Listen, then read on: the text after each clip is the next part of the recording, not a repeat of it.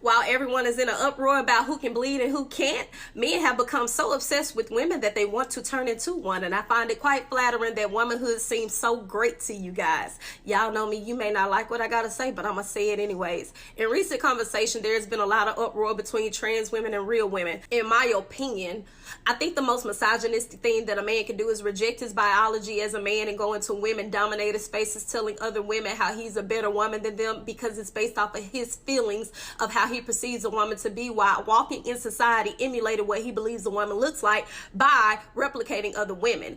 When we're discussing womanhood, I cannot go to another woman and ask her what it feels like to be a woman, because being a woman is not a feeling. However, being a woman, I absolutely am subjected to my reproductive organs that identify me as a woman. And saying that doesn't mean that I'm less than a woman. It just means that that is the beginning of my woman origin and my woman experience. And for the women who can't have a baby, we still recognize those women as women because they do have the reproductive organs to do so. However, we also understand that something is medically wrong with them.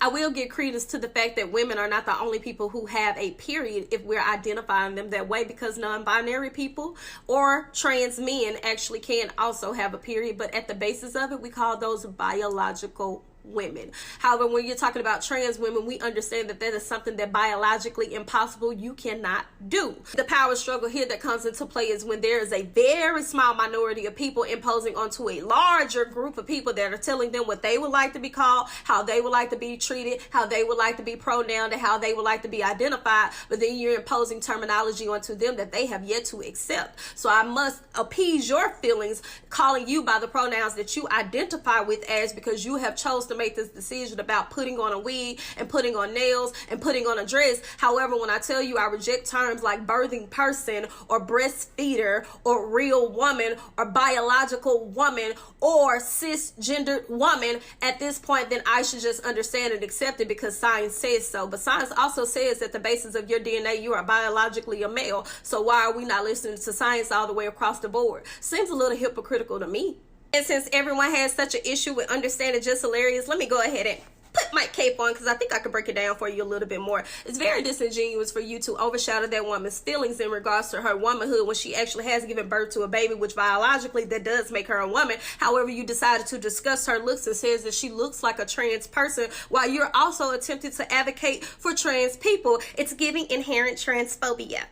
Also, to resurface the interview where she's relaying her experience of a man DMing her thinking that she was a trans woman to have sex with her, probably offended her because she's an actual woman, and it should be more of a slight to trans people considering the fact that that person has a fetish and just wanted to sexualize you and use you as an inanimate object. As a black woman, we have to be extremely mindful of how we attach ourselves to other intersectional groups when it comes to their issues, because we're always the first to remind people nobody respects us and nobody protects us, but we're the first to jump into the line of fire when other people need a defense. So here's a few things to remember when you're talking allyship. They're always present when it's time to give the tea or bash heterosexual men and amplify any bad experience that we've had in regards to our relationship issues. But anytime it's time to help these children and provide for them or be a better role model or even your protection, they are nowhere to be found. Not saying that there is an agenda, but I will say for a very small group of people who seem to not have any effect on anybody, when their issues come up in conversation, they're making a huge ruckus, and their representation comes at the basis of overshadowing other marginalized people.